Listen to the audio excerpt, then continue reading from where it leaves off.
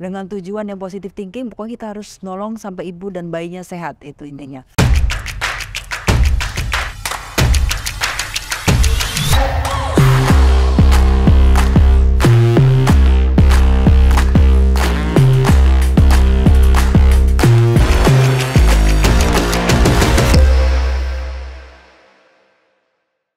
Hai Incomers, berjumpa lagi dengan saya Ayan Wirono. Hari ini dalam Income Talk saya kedatangan tamu spesial, seorang sahabat saya, Dr. Monica Amalia Susanti SPOG.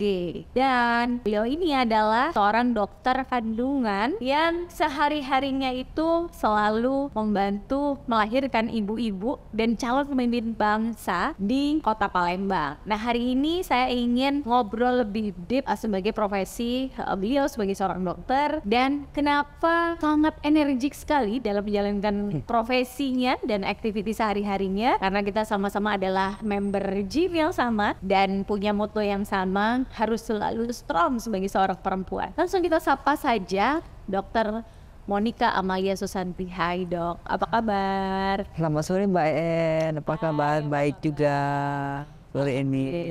Dokter Monica, udah berapa lama sih jadi dokter SPOG? Kalau dari saya graduate, tamatnya itu sudah sekitar 16 tahun. Tapi kalau kita hitungnya dari waktu saya pertama kali masuk kebidanan sekolah, ya sekitar 20 tahun deh sudah. Sudah 20 tahun tuh berarti kita sudah mulai menolong ya. Kalau 2007 tuh resminya, maksudnya sebagai SPOG-nya. Itu. Oke, 20 tahun. Emang cita-citanya dulu mau jadi dokter? Kalau bisa, biarpun orang tua saya dokter, tapi memang dari kecil memang cita-cita saya sudah pengen jadi dokter. Tapi memang belum tahu mau jadi dokter apa tuh belum tahu gitu. Oke, karena memang dokter Monica ini lahir sebagai seorang anak papa mama dokter. Mungkin tante-tante dokter juga kali ya? Oh iya, ada adik yang juga dokter. Nah, dokter Monica nomor 1 di keluarga. Oh iya, nomor 1 Mbak En. Satu. Jadi anyway, memang keluarga dan environmentnya tuh dokter semua gitu ya dok. Iya. Terinspirasi juga kali dari papa dan mama ya. Oh iya. Kayaknya jadi dokter tuh hebat gitu ya, kayaknya nolong orang gitu. Terus akhirnya why choose SPOG? Kenapa memilih sebagai seorang dokter kandungan? Kenapa kita memilih sebagai dokter kandungan? Karena perempuan-perempuan yang di Indonesia ini masih sangat perlu banget untuk kontrol kehamilannya dari awal, supaya menghasilkan outcome yang bagus, terutama bayinya sebagai penerus bangsa Indonesia. Gitu, supaya. Jadi dokter adalah orang pertama yang mengeluarkan si calon tadi pemimpin bangsa, generasi penerus bangsa gitu ya. Iya. Nah dok, dalam kurun waktu ya membina karir sampai hari ini menolong bayi-bayi, mungkin sudah ribuan bayi. Banyak ya, banget. Ribuan bayi mungkin. Nah itu ada pernah nggak sih kejadian yang akhirnya tuh wah mencekam gitu, tegang gitu? Gimana tuh? Itu banyak banget Mbak En. Kalau diceritain satu-satu banyak banget. Ya, ya mungkin yang paling terkesan banget gitu. Yang paling terkesan banget, jadi ada kasusnya ya. Ya. Nah, dimana bangun-bangun tengah malam jam setengah, kalau nggak salah jam 2:30 fajar, dimana kita harus bangun pasien anak kedua dengan bekas operasi, dimana bayinya dengkulnya kakinya sudah keluar. Dengkulnya dulu. Dimana bayi kan kepala dulu ya keluarnya. Iya, jadi berarti dia tidak pernah kontrol kehamilan secara teratur ke dokter.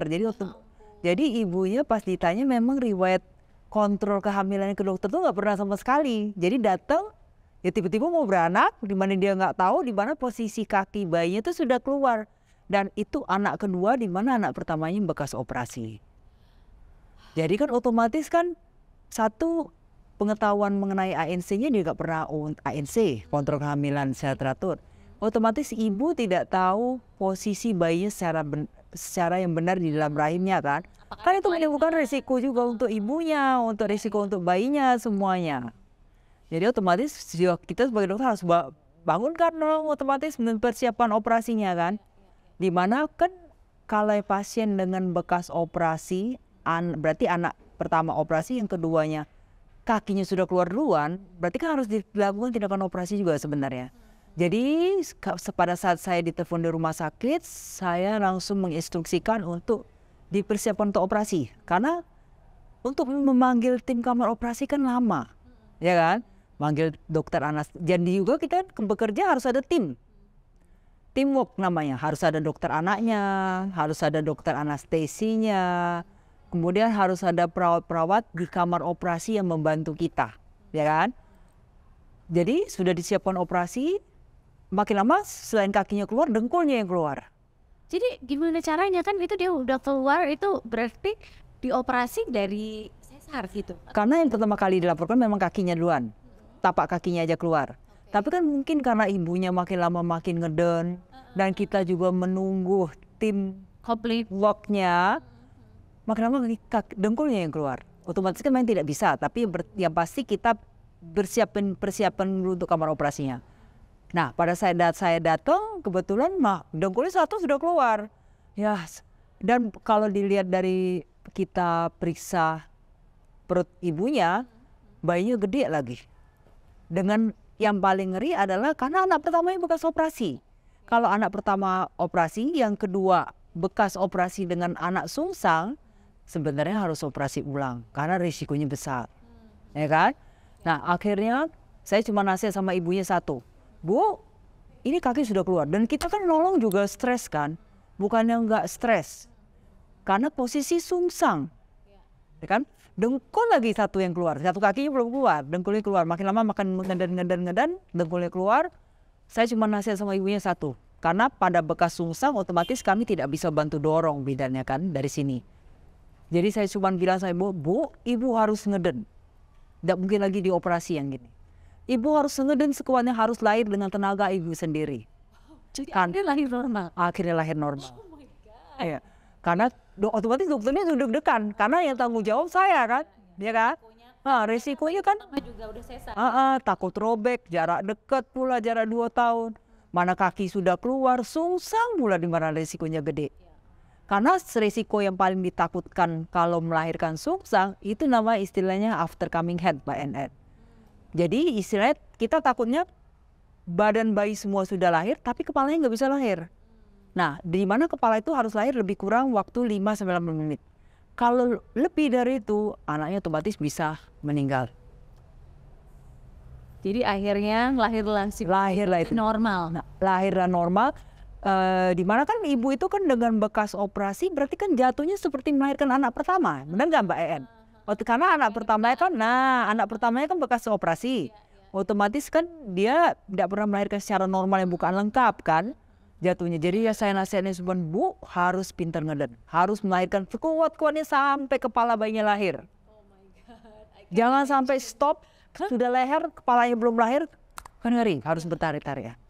Akhirnya dia lahir dapat melahirkan secara normal dengan berat bayinya lebih kurang kalau salah waktu itu sekitar 3,8 kilo.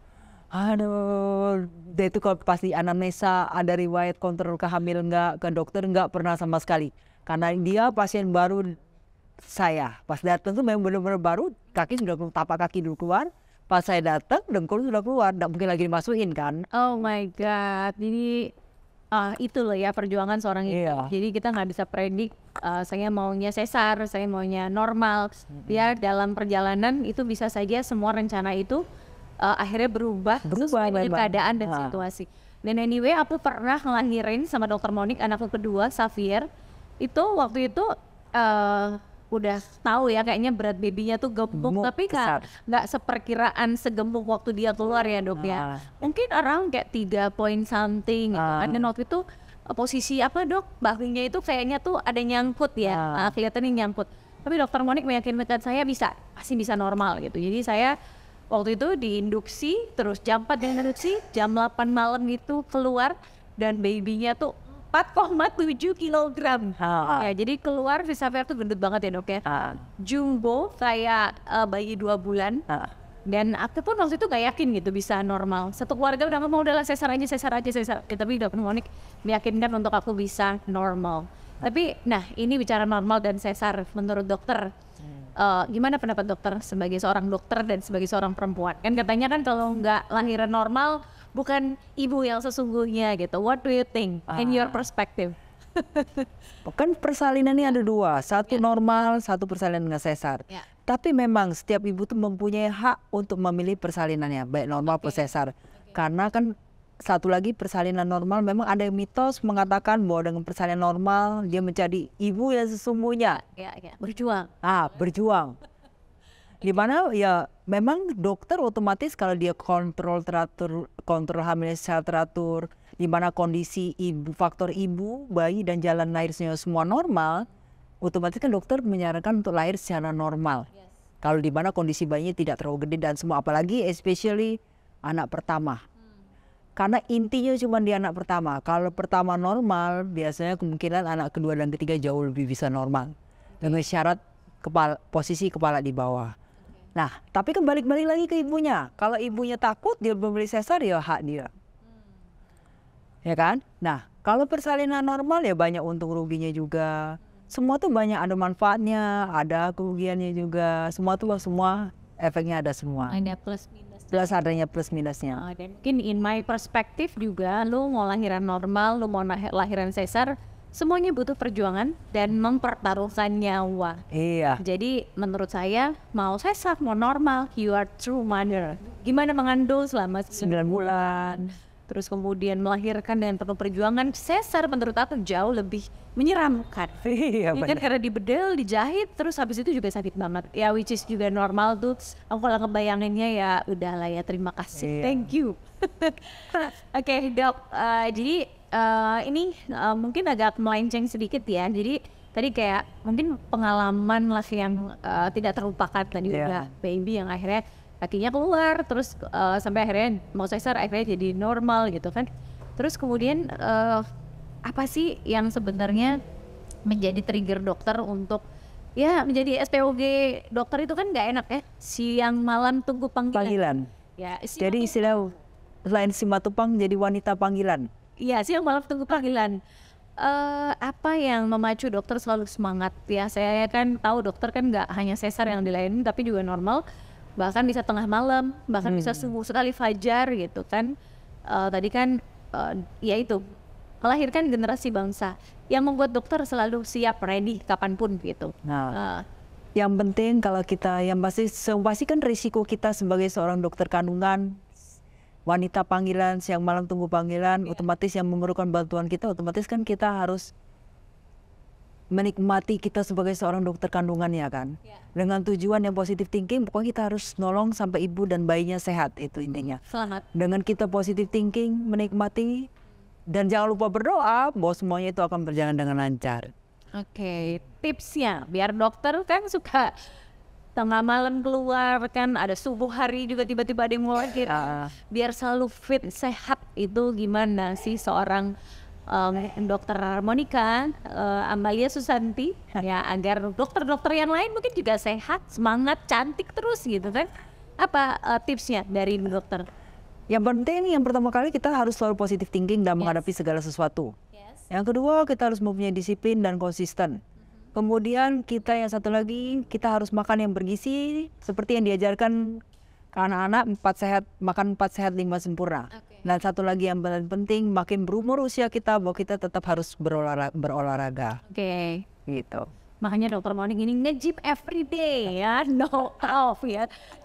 Setiap hari itu selalu nge-gym anyway ya. Dan aku saksi hidupnya gitu kan. Jadi dokter Monik adalah orang yang sangat persisten dan konsisten ya, terutama masalah kesehatan ya dok ya. Karena betul, apalagi di kondisi-kondisi yang lagi cuaca lagi gak menentu ya dok.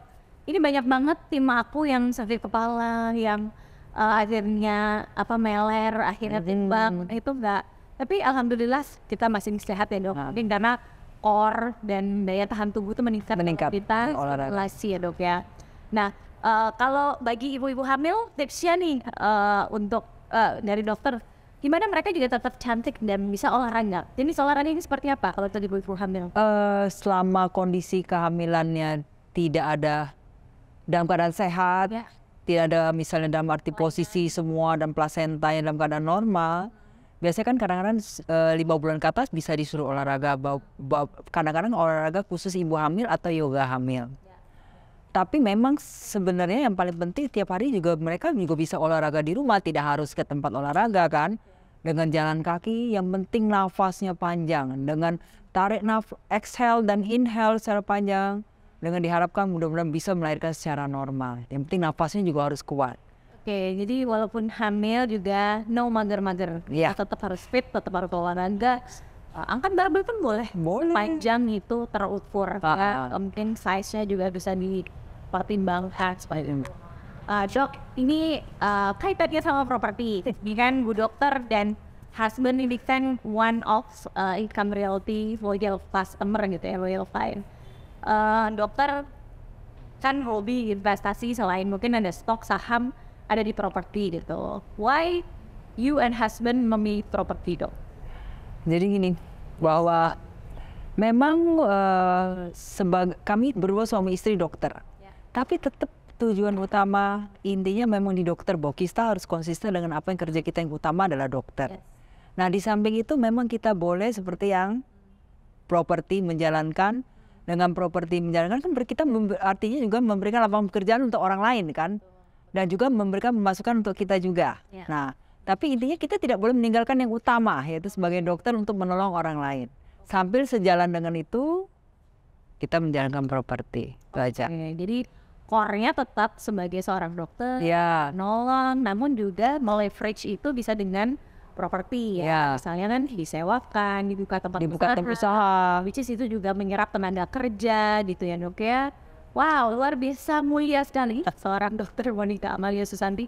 Dok, pesan untuk para dokter juga yang lain yang sedang mungkin meniti karir, mungkin sedang menjadi dokterpreneur gitu kan. Pesannya untuk teman-teman dokter seprofesi lainnya dan perempuan Indonesia lainnya. Yang penting bahwa kita dengan bekerja dan apalagi kita sudah mempunyai karir sebagai apapun, baik dokter dan lain-lain, bahwa kita harus mempunyai niat dan kemauan yang keras, kita harus disiplin, satu lagi konsisten juga. Dengan konsisten bahwa kita akan menghasilkan suatu kerja yang sangat luar biasa dan sukses. Itu aja. Oke. Disiplin, konsisten, dan mau melakukan Apapun. apapun itu untuk bisa menjadi master di bidangnya. Ya.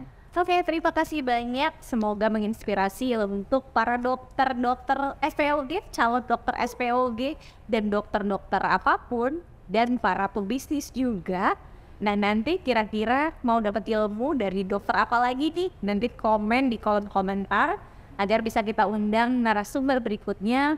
Ya seperti Dokter Moni. Terima kasih Dokter Moni. Terima kasih Mbak En. Terima kasih, selamat sore. Dan makin cantik dan kita makin sering Olahraga. Dan sehat dari selamanya. Terima kasih Incomers. Like, subscribe, and comment, dan share ke banyak lagi teman-teman untuk bisa mendapatkan informasi yang bermanfaat. See ya.